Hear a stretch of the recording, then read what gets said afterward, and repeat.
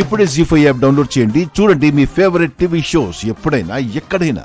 మా సుమతి అత్తయ్య బతికుంటే ఇలా జరిగేది కాదు. ప్రీతిని పద్ధతిగా పెంచుండేది. కానీ ఏం చేస్తాం, అత్తమ్మ హఠాత్తుగా కాలం చేసింది. అత్తమ్మ పోయాక మావయ్య మహాలక్ష్మి అత్తయ్యను పెళ్లి చేసుకున్నారు. ఆ తర్వాత అంతా ఆవిడ ఇష్టారాజ్యం అయిపోయింది.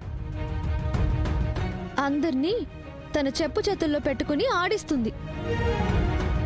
ఈ ఇంట్లో ఎవరూ కూడా సుమతి అత్తమ్మను గుర్తు చేసుకోకుండా చేసింది. అత్తమ్మ జ్ఞాపకాలను తుడిచిపెట్టేసింది. నేనొచ్చాక అత్తమ్మ గురించి తెలుసుకుని పదే పదే అత్తమ్మ పేరుని ప్రస్తావించాను. స్టోర్ రూమ్ లో పడేసిన అత్తమ్మ ఫోటోను హాల్లో పెట్టాను.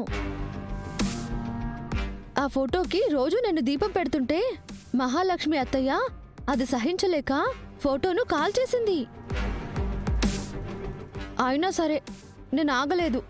ఈ ఇంటికి సుమతి నిలయమని బోటు తగిలించాను.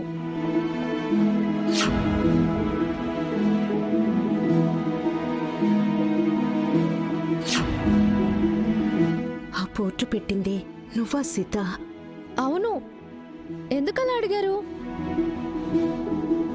అది మీ అత్తయ్య పెట్టిందేమో అనుకున్నాను. ఆవిడకు అంత మంచి మనసు ఎక్కడుంది టీచర్?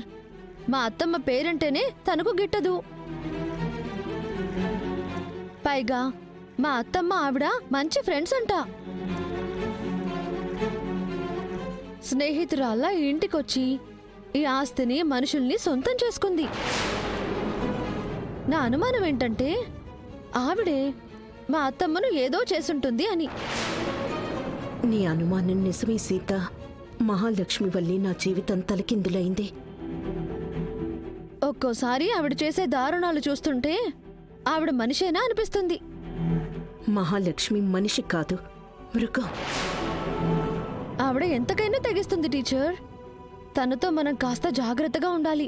తనొక్కతే కాదు, చిన్నత్తయ్య, చిన్నమావయ్య, ప్రీతి, ఉష అందరూ డేంజరే.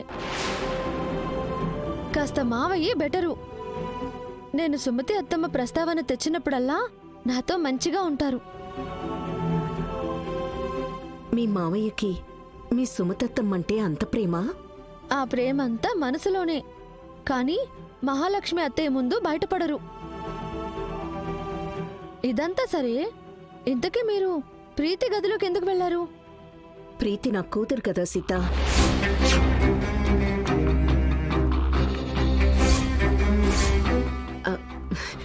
అంటే నా కూతురు లాంటిది కదా. తను ఎక్కువ ఆవేశపడుతోంది.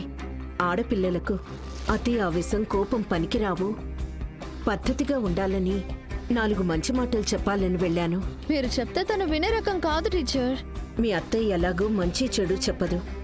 ఎవరో ఒకరు చెప్పాలి కదా. పిల్లలు చిన్నప్పుడే మంచి విషయాలు నేర్చుకుంటే పెద్దయ్యాక గొప్పవాళ్ళవుతారు. జీ5 యాప్ డౌన్లోడ్ చేసి అన్ని ఎపిసోడ్స్ పూర్తి ఉచితంగా చూడండి.